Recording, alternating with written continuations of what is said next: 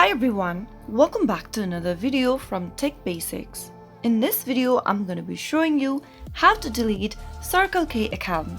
To delete your Circle K account, first of all open the Circle K application on your mobile device, or you can also visit the Circle K official website. Make sure that you're logged into your account as well. Once you are inside the main homepage, tap on Account at the bottom right hand corner. From the My Account interface, tap on Profile.